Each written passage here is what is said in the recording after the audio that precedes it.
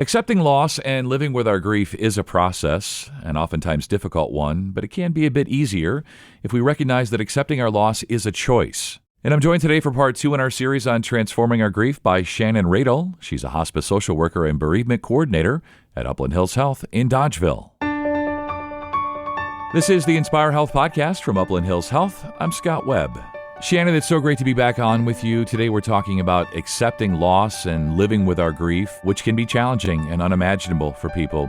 So let's start here. Let's talk about this. How do we accept loss? So I want to talk about living after loss, and specifically, how can we accept our loss in a meaningful and healthy way? So the last time I was on the show, I briefly spoke about the 5 stages of grief, and those include denial, anger, bargaining, depression, and acceptance. In that stage, acceptance is the last stage. But I want to challenge our listeners and flip the 5 stages, making acceptance the first stage. Now, that may sound crazy, but it's my opinion that if we struggle in accepting the reality of our loss, we will struggle with how we perceive others and the world around us moving forward. Your ability to process the death and the subsequent stages of grief will get you to acceptance. Acceptance of one's death does not mean that you are left unscathed. Death of a loved one will change you forever. But how you deal with that grieving process will determine your acceptance and the ability to move forward. So acceptance shouldn't be confused with the healing or recovering from loss, since that would put an enormous amount of pressure on the people experiencing grief. Acceptance is really the beginning of the real healing process. It's the point where the recovery becomes about the person left behind and not about the person being mourned. So the real problem with this is that most people in the midst of their sorrow can't imagine accepting the loss of their loved one. To do so would inadvertently mean that that person wasn't meaningful or they aren't worth the pain and sorrow. The crux of acceptance is the assumption that the person experiencing the grief is now, of course, healed, and that they will once again live fully and wholly, and those feelings of loss are gone forever. Well, that's not simply how grief and acceptance works. Acceptance involves the recognition that your life in some way changed forever because of the loss of your loved one, and you will never return to that person or that time before they were gone. So, like with all actions, acceptance is truly a choice. We can choose to face what has happened to us or to the family member, or we can deny it, hide from it, and not deal with it. But consider this. When we hide, we're hiding from our emotions. When we deny, we're denying ourselves to live fully in the present. And when we choose not to deal with something, not only are we not dealing with the big stuff, but we're probably missing out on the day-to-day magic that makes up a life. So I actually want to share a quick personal story about what acceptance in the moment might look like.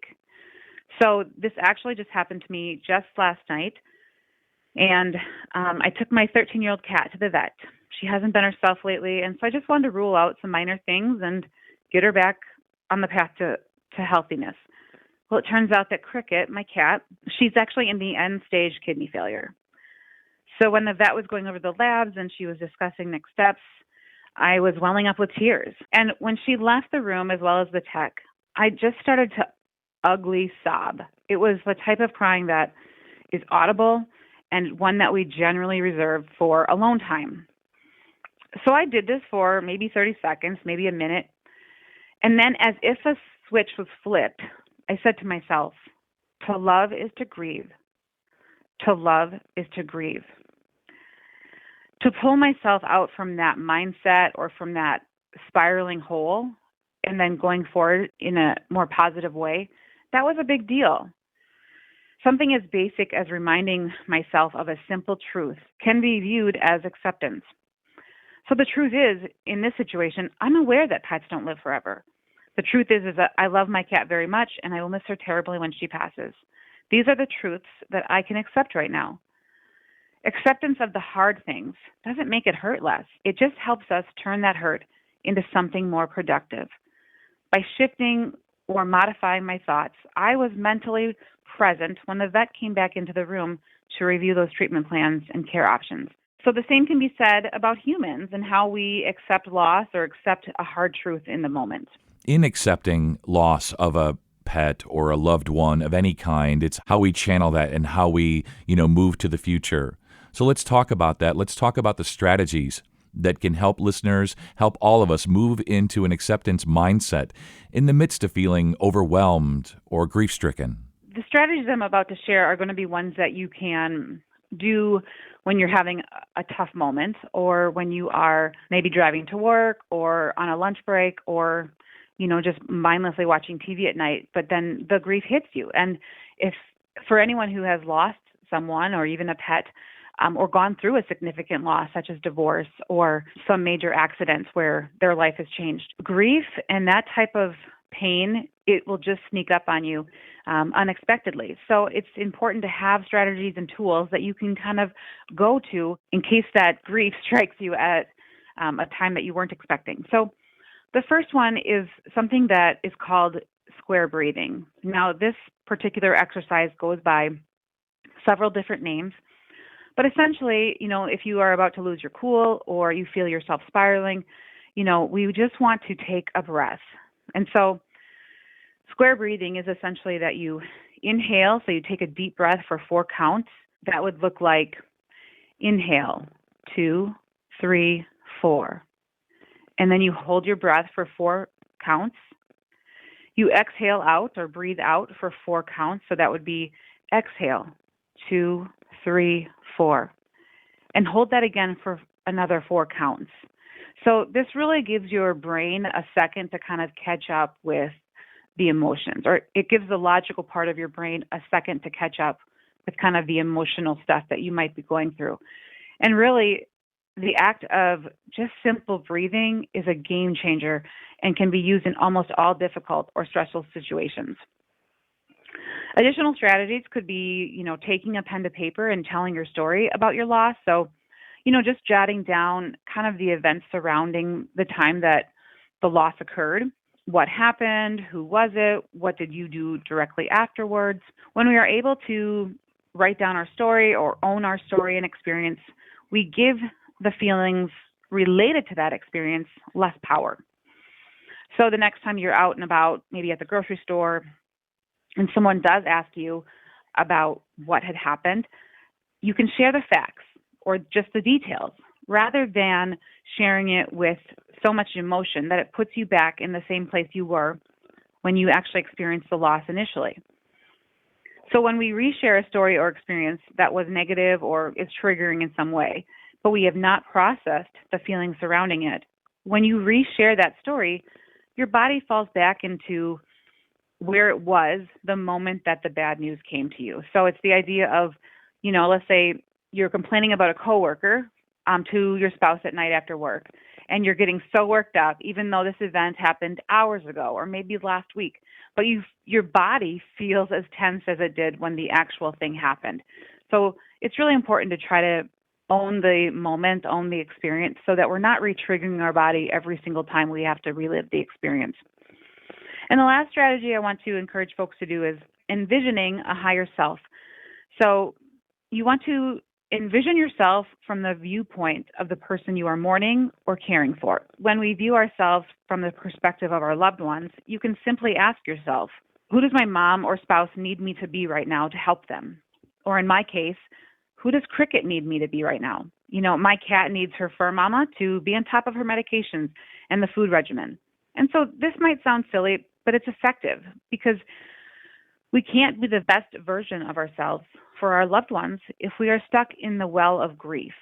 And so, Shannon, as we get close to wrapping up this episode anyway, I'm wondering about living with our grief. Tell us how we can do that. So there are a couple things that we can do when living with grief. And keep in mind that if you have lost someone, you're doing that right now, and how effectively or how healthfully you're doing so is really up to you. But a couple things I want to encourage folks to do is just let yourself feel those emotions. Be prepared to kind of experience this vast array of emotions, anything from anger, fear, irritability, resentment, or even hopelessness. The scope of our emotions is almost endless, but if these things aren't acknowledged or eventually worked out, then they will pull you down into the quicksand of grief, and just causing you to have heartache for a longer period of time and kind of feel mired in that grief for perhaps more time than you would want to feel that way. The second way is that you can strengthen your grief muscles. So just as we strengthen our physical muscles on a regular basis, we can strengthen our grief muscles. Most of the time, we're not even aware that we are doing this, but the more time that we spend without our loved ones, the more time we are able to learn that we can move forward while carrying that grief. So no matter how much time has passed between, let's say, the time you've lost your loved one to a less emotional period of time, in that time you have been plodding forward, plodding ahead through the pain, through the hardship, and the muscles recover in between each kind of session, if you will, where you are feeling that deep anguish. So another strategy or thought is that as time goes by, do your best to limit the amount of time that you spend during the day focusing on grief. So it's kind of similar to being aware of how much time maybe you spend on your phone or watching television or doing something else that over time can be, detrimental or just not helpful for us. So this idea is really difficult because sometimes it may feel like we have no control over what time we are spending mired in that grief. And so finding a tactile or physical way to set aside time through the day might be very helpful. So think about maybe a favorite blanket or a pair of slippers that you use during your morning time. You set aside a specific time of day and wrap yourself in that blanket or wear those fluffy slippers, imagining yourself with the loved one and experiencing the loss together. After the item is put away, and the griever can get back on with the busyness of the day. These physical reminders help us understand that we have control over the amount of time that we allow ourselves to actively grieve. It doesn't mean that you forget that person or pretend that your pain isn't real. It just means that you also recognize that you must learn how to live and function with the pain. And the last thing I'll share on strategies is many times our default memories they're about surrounding the moment that we lost that person. So like the last thing that we remember about them. But we can change that default picture by making a concerted effort to remember the love that you shared. Let your love help you carry that pain. Healing, grief, and learning to live without your loved one is the hardest thing you'll ever do. But loss and love can learn to walk side by side. And I just want to end with a couple quotes that have been helpful to me, that has helped clients in the past. And they are this: one cannot get through life without pain. What we can do is choose how to use the pain life presents to us. And lastly, you'll come through this not stronger, not better, not worse, just through. You'll come through this just as you have moved through every other moment in your life, breath by breath. Shannon, it's been so great speaking with you again. I look forward to our next episode. Thank you so much, and you stay well. Thanks, you as well. Watch for the next podcast on Transforming Your Grief. Search for podcasts at uplandhillshealth.org. And if you found this podcast helpful, please share it on your social channels. This is the Inspire Health Podcast from Upland Hills Health. I'm Scott Webb. Stay well.